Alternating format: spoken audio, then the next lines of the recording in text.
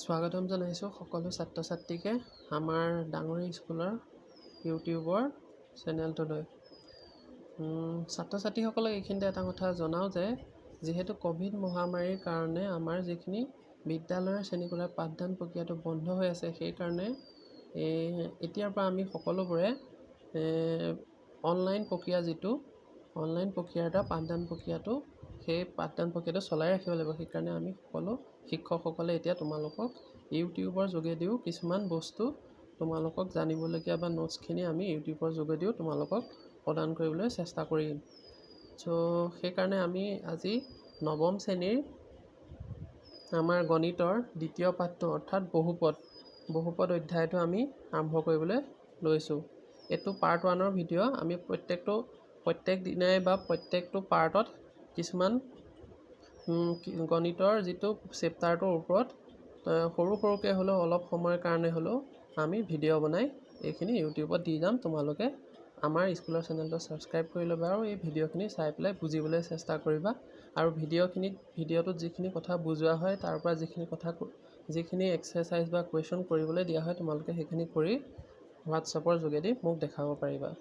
ঠিক আছে, আমি আৰম্ভ কৰিছোঁ। আমাৰ এইটো গণিতৰ নৱম শ্ৰেণীৰ গণিতৰ দ্বিতীয় চেপ্টাৰটো হৈছে বহুপদ মানে কিনো? এতিয়া বহুপদ মানে কি? বহুপদ বা ইংৰাজীত কোৱা হয় পলিনমিয়েলছ বা বহু মানে কেইবাটাও পদৰ কথা কৈছে, হয় নহয়? বহুপদ মানে কি? এনেকুৱা দুটাতকৈ অধিক বীজগণিতীয় ৰাশিৰ পদ। বহুপদ বুলিবলৈ হ'লে বীজগণিতীয় ৰাশিৰ আমি পদবোৰ আগতে পাই আহিছোঁ, ক্লাছ 7ত পাইছোঁ, ক্লাছ 8ত পাইছোঁ। ইয়াতো কিছুমান দেখুৱাইছে, আমাৰ ইন্ট্ৰডাকশ্যন অৱতাৰণত কৈছে যে আগৰ শ্ৰেণীত তোমালোকে ইতিমধ্যে বীজগণিতীয় ৰাশিৰ যোগ, বিয়োগ, পূৰণ, হৰণ এই প্ৰক্ৰিয়াৰ কথা পাই আহিছে। আৰু কিছুমান অভেদো দিছে, মানে যিখিনি আমাৰ সূত্ৰ বীজগণিতীয় ৰাশিৰ এইটো এটা দিছে x+y² x-y² আৰু x²-y²। যিখিনি বীজগণিতীয় ৰাশিৰ আমাৰ সূত্ৰ বা ফৰ্মুলা, এইখিনি আমাৰ প্ৰত্যেকটো বীজগণিতীয় ৰাশিৰ চেপ্টাৰ প্ৰশ্ন কৰিবলৈ এই সূত্ৰকেইটা বহুত দৰকাৰ আৰু এইখিনি জানিবলগীয়া কথা। এইখিনি আমাৰ মনতে থাকিব লাগে। এইখিনি হ'ল বীজগণিতীয় ৰাশিৰ অভেদ বা সূত্ৰসমূহ। এইখিনি কথাও আগতে আমি পাই আহিছোঁ। গতিকে এতিয়া বহুপদ মানে হ'ল বহুপদে দুটাতকৈ অধিক বীজগণিতীয় ৰাশিৰ পদৰ কথা মানে ইংৰাজীত ক'বলৈ গ'লে দুটাতকৈ অধিক বীজগণিতীয় টাৰ্মছ বা এলজেব্ৰিক টাৰ্মৰ কথা বুজায়। তাত বিভিন্ন ধৰণৰ বহুপদ বিভিন্ন ধৰণৰ থাকিব পাৰে। তাত আমি বিভিন্ন ধৰণৰ ঘাত বা তেনেকুৱা বেলেগ বেলেগ ঘাতৰ বেলেগ বেলেগ পদৰ আমি বহুপদবোৰ পাম। প্ৰত্যেকৰে ঘাতবোৰ বেলেগ হয় বহুপদত। গতিকে বহুপদ হ'বলৈ হ'লে দুটাতকৈ অধিক বীজগণিতীয় পদ থাকিব লাগিব বা বীজগণিতীয় টাৰ্ম থাকিব লাগিব। সেইটো আমি মেইনলি মনত ৰাখিব লাগিব। এতিয়া ইয়াত কিছুমান বহুপদৰ ধাৰণা ইয়াত দিয়া হৈছে। প্ৰথমতে দিয়া হৈছে এক চলকযুক্ত বহুপদ। এক চলকযুক্ত বহুপদ কিনো? গতিকে এক চলকযুক্ত বহুপদ জানিবলৈ আমি আগতে চলক কি জানিব লাগিব, হয় নহয়? আমি আগৰ চেপ্টাৰটোতো আমি পঢ়ি আহিছোঁ, প্ৰথম অধ্যায়টোতো পঢ়ি আহিছোঁ বা ক্লাছ 7-8টো পঢ়ি আহিছোঁ। চলক কি, সূচক কি, সেইখিনি আগতেও পাই আহিছোঁ, হয় নহয়? যিখিনি বীজগণিতীয় ৰাশিৰ x, y, z আমি এইবোৰ আখৰে বৰ্ণিত কৰা, এইবিলাকক আমি চলক বুলি কওঁ, হয়।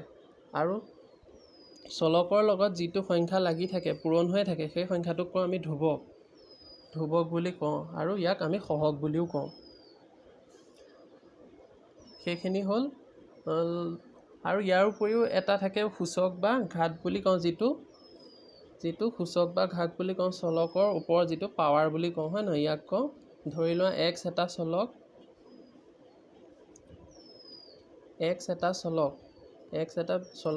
xৰ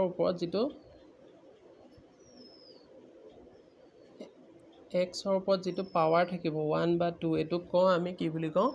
ঘাত বা সূচক বুলি কওঁ। এইখিনি হ'ল বীজগণিতীয় ৰাশিৰ কিছুমান টাৰ্ম। এইখিনি আমি মনত ৰাখিব লাগিব। গতিকে এতিয়া কথা হ'ল এক চলকযুক্ত বহুপদ হ'বলৈ হ'লে কি কৰিব লাগিব? এক চলকযুক্ত আমি চলক কৈছোঁ যে x, y, z এইবোৰ টাৰ্মবোৰ থকা, পদবোৰ থকা, এইবিলাককে কওঁ আমি চলক বা ইংৰাজীত ক'বলৈ গ'লে ভেৰিয়েবল। অৰ্থাৎ এক চলকযুক্ত বহুপদ হ'বলৈ হ'লে যিকোনো এটা থাকিলেই হ'ব। যিকোনো এটা ভেৰিয়েবল বা চলক থাকিলে তোক ক'ম আমি এক চলকযুক্ত বহুপদ। গতিকে এক চলকযুক্ত বহুপদ হ'বলৈ হ'লে আমাৰ পদটোত এটা এক্স থাকিলে এক্সেই থাকিব, ৱাই থাকিলে ৱাই থাকিব, বা জেড থাকিলে জেডেই থাকিব। এটা থাকিলে ইয়াত ক'ম আমি এক চলকযুক্ত বহুপদ।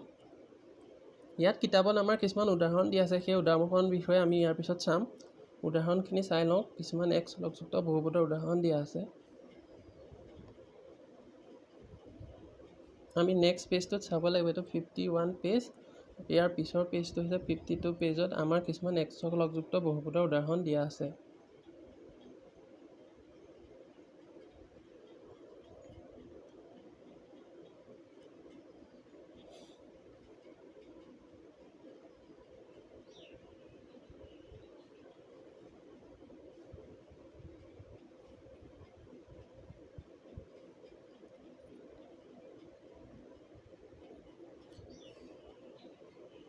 ইয়াত কিছুমান দিয়া আছে twice x square plus twice x cube minus x square plus 4x plus এই বীজগণিতীয় ৰাশিবোৰ যদি চাওঁ আমি চলক এটাই দেখিছোঁ। ইয়াত চলক এটাই দেখিছোঁ, অৰ্থাৎ চলকটো হ'ল এক্স। যদি চলক এটাই থাকে তেতিয়া এক চলকযুক্ত বহুপদ ৰাশি বুলি ক'ম, তাক ক'ম এক চলকযুক্ত। ইয়াত এক্সৰ জেগাত যদি ৱাইও থাকে, অকল যদি ৱাই থাকে, ধৰি লওঁ Y square plus twice Y plus 3, তেনেকৈ যদি এটা বহুপদ ৰাশি থাকে, ইয়াতো আমি বহুপদ ৰাশিটো যদি চাওঁ ইয়াত অকল ৱাইয়ে দেখিছোঁ, গতিকে মানে চলক এটাই দেখিছোঁ, সেইটো হ'ল ৱাই, গতিকে ইও এটা এক চলকযুক্ত বহুপদ। তেনেকৈ এক্স ৱাই নাথাকি যদি জেডৰো থাকে, Z square plus 5z plus 2, এই ৰাশিটোতো আমি যদি চলক চাওঁ অকল এটাই দেখিছোঁ, সেইটো হ'ল জেড। আৰু এইবোৰ ৰাশিকে ক'ম আমি, এইবোৰ বীজগণিতীয় ৰাশিকে ক'ম এক চলকযুক্ত বীজগণিতীয় ৰাশি।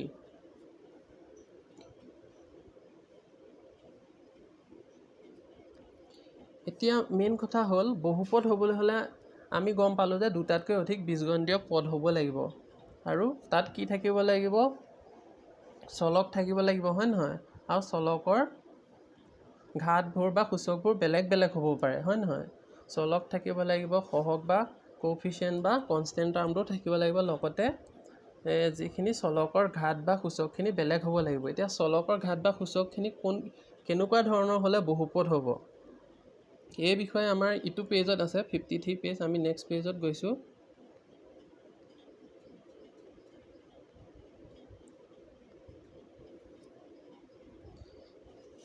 এতিয়া আমি মেইনলি গম পালোঁ যে বহুপদ হ'বলৈ হ'লে দুটাতকৈ অধিক বীজগণিতীয় ৰাশিৰ পদ বা টাৰ্ম থাকিব লাগিব, আৰু তাত চলক থাকিব লাগিব, সূচক থাকিব লাগিব, আৰু সহগ থাকিব লাগিব, হয় নহয়?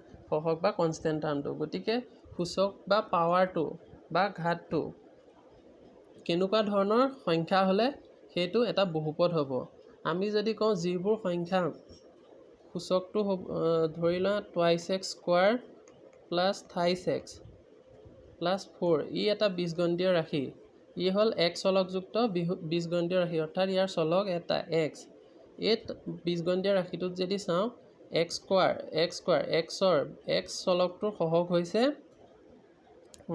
এক চলকটোৰ সূচক হৈছে 2 বা সূচক বা ঘাত হৈছে 2, আৰু ইয়াত এক্সৰ সূচক হৈছে 1। গতিকে ইয়াত যদি চাওঁ সূচক বা ঘাত হৈছে 1, ইয়াত যদি চাওঁ এই সংখ্যাকেইটা হ'ল কি হ'ল 1 বা 2টো আমি ক'ব পাৰোঁ ই এটা কি সংখ্যা, আমি ক'ব পাৰোঁ পূৰ্ণ সংখ্যা, হয় নহয়? পূৰ্ণ সংখ্যা। গতিকে কি হ'ব লাগিব, আমাক মেইনলি বহুপদ হ'বলৈ হ'লে তাৰ সূচকখিনি পূৰ্ণ সংখ্যা হ'ব লাগিব। পূৰ্ণ সংখ্যা মানে কোনখিনি, 0ৰ পৰা আৰম্ভ কৰি 0ৰ পৰা আৰম্ভ কৰি আমি গণতি কৰিব পৰা সকলো সংখ্যা 1 2 3 4 এনেকৈ গৈ থাকিব। এই পূৰ্ণ সংখ্যাখিনি হ'লেই, সূচকটোৰ মানখিনি পূৰ্ণ সংখ্যাখিনি হ'লে সেইটো বহুপদ হ'ব। যদি পূৰ্ণ সংখ্যা নহয় তেতিয়াহ'লে সি বহুপদ হ'ব নোৱাৰে। ইয়াত তেনেকুৱা কিছুমানো উদাহৰণ আছে, পূৰ্ণ সংখ্যা হ'ব নোৱাৰে। গতিকে ইয়াত এটা উদাহৰণ আছে x প্লাছ 1/x, ই বহুপদ হ'বনে নহয়? আমি আগৰ প্ৰথম চেপ্টাৰটোত কৈছোঁ যে 1/xটোক আমি কি বুলি পাতিব পাৰোঁ, x - 1 বুলি পাতিব পাৰোঁ, কাৰণ আমি সূচকৰ বিধিত পঢ়ি আহিছোঁ এই নিয়মটো, হয় নহয়? 1/xটোক আমি x টু দি পাৱাৰ -1 বুলি পাতিব পাৰোঁ, বা x টু দি পাৱাৰ -1টোক আমি 1/x বুলি পাতিব পাৰোঁ। আমি 1 নম্বৰ অধ্যায়ত সূচকৰ বিধি বা সূচকৰ নিয়মত এইটো পঢ়ি আহিছোঁ।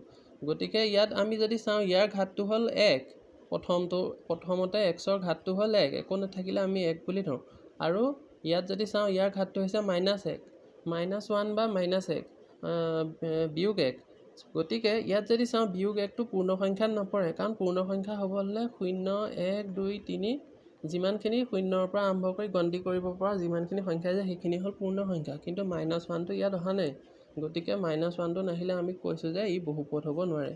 গতিকে পূৰ্ণ সংখ্যা নহয়, গতিকে ই এটা বহুপদ, এই বীজগণিতীয় ৰাশিটো বহুপদ হ'ব নোৱাৰে।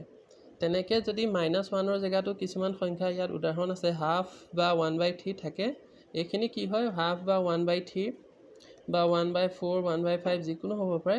সূচকৰ মানটো যদি এনেকুৱা সংখ্যাবোৰ থাকে তেতিয়া এইবোৰ হ'ল পূৰ্ণ সংখ্যা নহয়, হয় নহয়? এই সংখ্যাখিনি যদি থাকে পূৰ্ণ সংখ্যা যদি নহয় তেতিয়া আমি বীজগণিতীয় ৰাশিটো বহুপদ বুলি ক'ব নোৱাৰোঁ।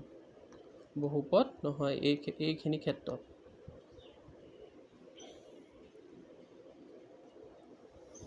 গতিকে বহুপদ বিভিন্ন ধৰণৰ থাকিব পাৰে, বিভিন্ন প্ৰকাৰৰ থাকিব পাৰে। আমি অলৰেডি প্ৰথমতে কৈছোঁ। গতিকে ইয়াতো কিছুমান উদাহৰণ দিয়া আছে। এটা দিয়া আছে মনমিয়েল বহুপদ, মনমিয়েল বা একপদ বুলি কয়, একপদ বুলি কয়। একপদ মানে কি? মনমিয়েল বা একপদ বুলি কয় যি বহুপদত মাথো এটা পদ থাকে, তাকে মনমিয়েল পদ বুলি কোৱা হয়। মানে পদ এটাই। ধৰি লোৱা 2x 2 5x³ এইখিনি উদাহৰণ দিয়া আছে ন। ইয়াত এটাই পদ, ই এক পদ হয়। বীজগণিতীয় ৰাশিটো ই বহুপদ হ'ব নোৱাৰে, কাৰণ ই এক পদ হয়, এক পদ বা মনমিয়েল বুলি কোৱা হয়। তেনেকৈ যদি চাওঁ কিছুমান থাকে বাইনমিয়েল বা দ্বিপদ, যাৰ পদ দুটা, যি বীজগণিতীয় ৰাশিৰ বা বহুপদটোৰ পদ দুটা, সেইখিনি কোৱা হয় বাইনমিয়েল। মানে দুটা টাৰ্ম থাকে, পদ দুটা। ধৰি লোৱা x² + 2 5x + 3 এইখিনিত প্ৰত্যেকটো ৰাশিতে আমি দেখিছোঁ দুটা দুটা টাৰ্ম আছে, এইখিনি হ'ল বাইনমিয়েল। তেনেকৈ যদি তিনিটা টাৰ্ম থাকে, সেইখিনি তিনিটা টাৰ্ম বা তিনিটা পদ থাকে, তেনেকুৱাবিলাকক ক'ব ত্ৰিপদ বা ট্ৰাইনমিয়েল। এইখিনি হ'ল বিভিন্ন ধৰণৰ বহুপদৰ উদাহৰণ। তাৰ পৰা আমি পিছৰ পেজত গৈছোঁ। ইয়াৰ পিছতো কিছুমান উদাহৰণ দিয়া আছে আমাক।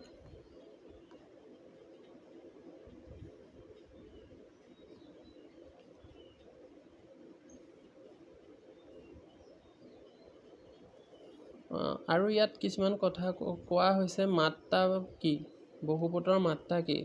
গতিকে বহুপদটা ধৰি লোৱা এইটো এটা বহুপদ, এক চলকযুক্ত বহুপদ 2x² + 5x + 2।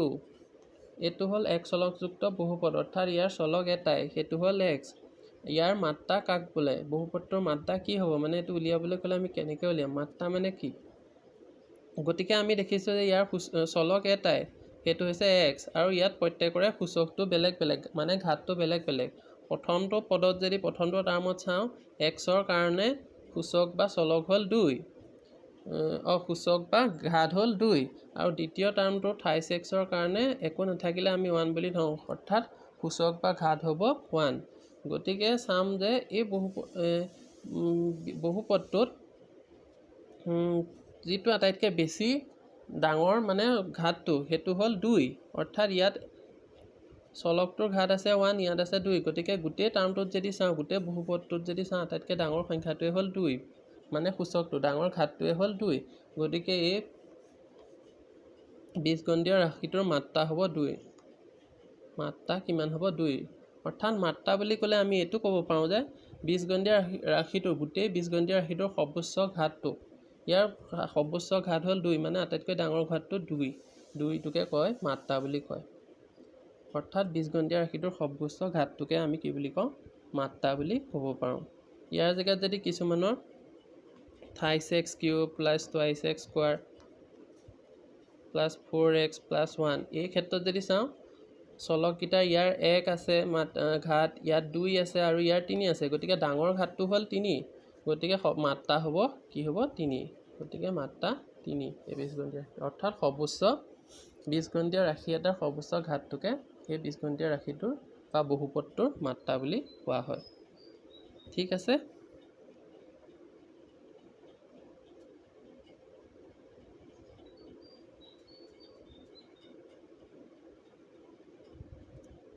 গতিকে আমাৰ ইয়াত কিছুমান মাত্ৰা উলিয়াবলৈ উদাহৰণ দিয়া হৈছে। এই উদাহৰণখিনি আমি চাওঁ। তলৰ প্ৰতিটো বহুপদৰ মাত্ৰা নিৰ্ণয় কৰা। প্ৰথমটোত কৈছে x to the power 5 minus x to the power 4 plus 3। ইয়াৰ মাত্ৰা কিমান হ'ব? x টু দি পাৱাৰ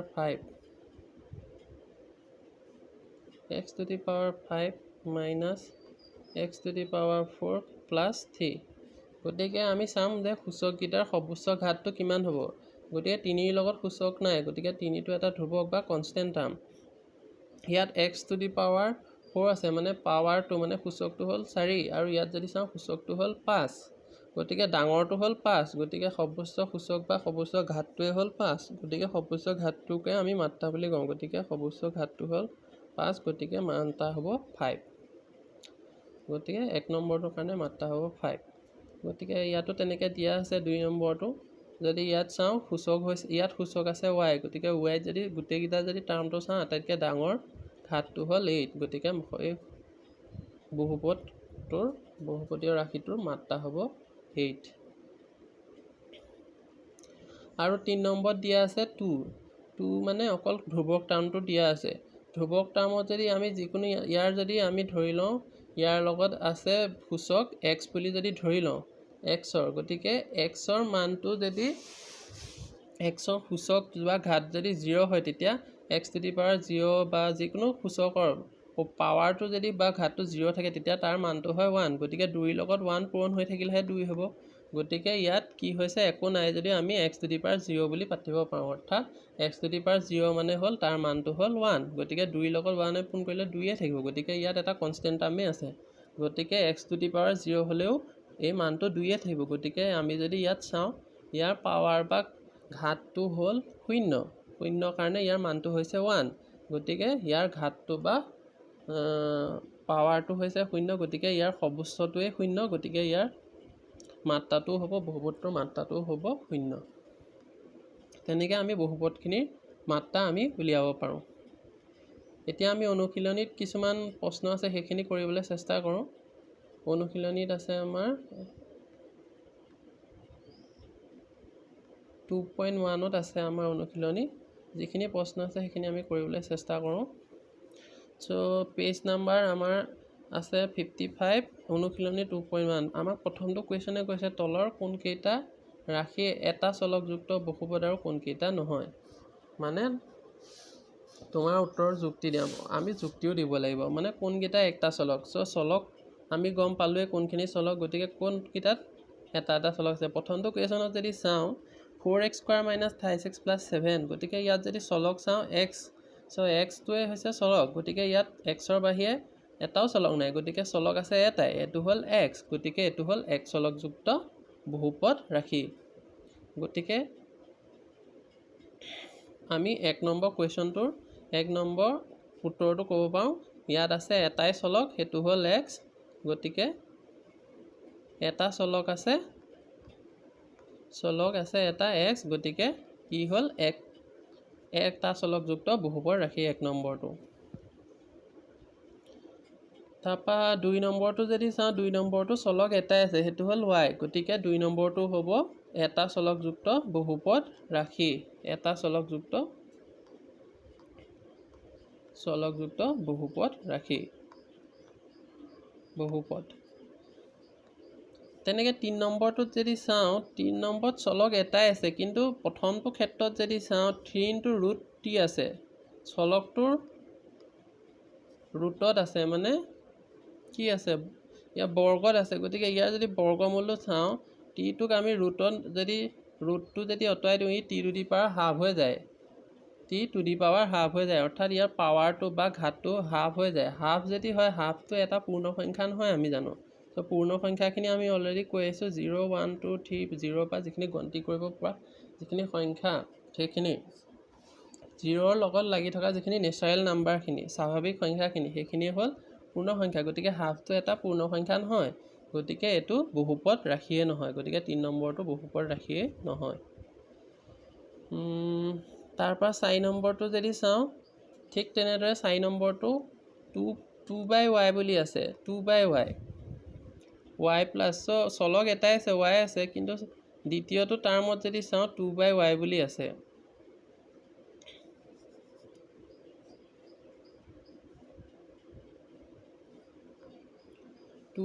বুলি আছে 2/y। চ' 2/y যদি আমি পাতোঁ এনেকৈ 2 × y⁻⁻1 হৈ যায়। ইয়াৰ y ঘাতটো আমি জানো যে 2/y আমি কেনেকৈ পাতিব পাৰোঁ, 2 × 1/y বুলি পাতিব পাৰোঁ, হয় নহয়? 2 × 1/y, গতিকে 2 × 1/y আমি কি বুলি পাতিব পাৰোঁ, 1/1⁻⁻1। চ' -1টো এটা পূৰ্ণ সংখ্যা নহয়, গতিকে এইটো 4 নম্বৰটো কি হ'ব, বহুপদ নহয়, বহুপদীয় ৰাশিয়ে নহয়। গতিকে 1 আৰু 2টো এক চলকযুক্ত বহুপদ আৰু 3 আৰু 4টো বহুপদ ৰাশিয়ে নহয়। আৰু 5 নম্বৰটো যদি চাওঁ, ইয়াৰ চলক যদি চাওঁ 1, 2, 3টা, তিনিওটাই বেলেগ বেলেগ চলক, গতিকে x, y আৰু t আছে, গতিকে ই এটা 3 চলকযুক্ত বহুপদ। ই এক চলকযুক্ত বহুপদ নহয়, ই এটা 3 চলকযুক্ত বহুপদ। 3 চলকযুক্ত বহুপদ ৰাশি। গতিকে মোৰ ইয়াত মোবাইলত লিখিবৰ কাৰণে অলপ অসুবিধা হৈছে। তোমালোকে যিখিনি মুখেৰে কৈ গৈছোঁ সেইখিনি তেনেদৰে লিখি পেলাই বহীত এইখিনি বস্তুখিনি নোটখিনি টুকিবলৈ চেষ্টা কৰিবা, মুখেৰে যেনেকৈ কৈ গৈছোঁ সেইখিনি, কাৰণ ইয়াত মোবাইলৰ স্ক্ৰীণত হাতেৰে লিখিবলৈ অলপ অসুবিধা হয়। গতিকে যিখিনি মুখেৰে কৈ গৈছোঁ, যেনেকৈ কৈ গৈছোঁ তেনেকৈ তাৰ মতে লিখি বস্তুখিনি বুজিবলৈ চেষ্টা কৰিবা। গতিকে 1 নম্বৰ কুৱেশ্যনখিনি আমাৰ প্ৰায় শেষ হৈছে। তাৰপিছত যদি আমি 2 নম্বৰ কুৱেশ্যনলৈ যাওঁ, তলৰ প্ৰতিটোৰ x স্কোৱাৰৰ সহগ লিখিব কৈছে।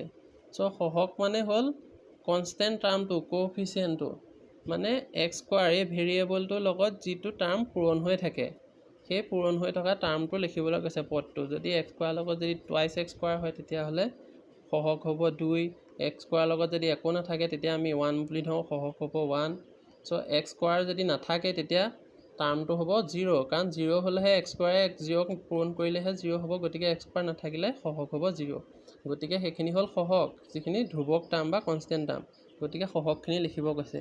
এইখিনি এটা কাম কৰিবা, 2 নম্বৰ কুৱেশ্যনখিনি তোমালোকে বহীত কৰিবা, কৰিবলৈ চেষ্টা কৰিবা, যিখিনি পাৰা কৰিবা, সেইখিনি মোক হোৱাটছআপৰ যোগেদি চবেই দেখাবা, আৰু যিখিনি মই বুজালোঁ সেইখিনি বুজিবলৈ চেষ্টা কৰি, উদাহৰণখিনিও তেনেকৈ কৰিবলৈ চেষ্টা কৰি কিতাপৰ পৰা 2 নম্বৰ কুৱেশ্যনখিনি যিখিনি পাৰা কৰি মোক হোৱাটছআপত দেখাবা। ইয়াৰ পিছত আমি আকৌ নেক্সট ভিডিঅ'টোৰ ছেকেণ্ড পাৰ্টত আমি ইয়াৰ পিছৰখিনি কথা আকৌ আলোচনা কৰিম।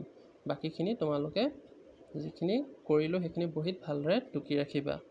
ঠিক আছে, ভিডিঅ'টো সকলোৱে চাবা, ভালদৰে বুজিবলৈ চেষ্টা কৰিবা, আৰু যিখিনি কৰিব কৈছোঁ সেইখিনি কৰি মোক দেখাবা, আৰু যিখিনি নোৱাৰোঁ আমি নেক্সট পাৰ্টত ভিডিঅ'টোৰ তাৰ বিষয়ে অধিক আলোচনা কৰিম। ঠিক আছে, হ'ব দিয়া।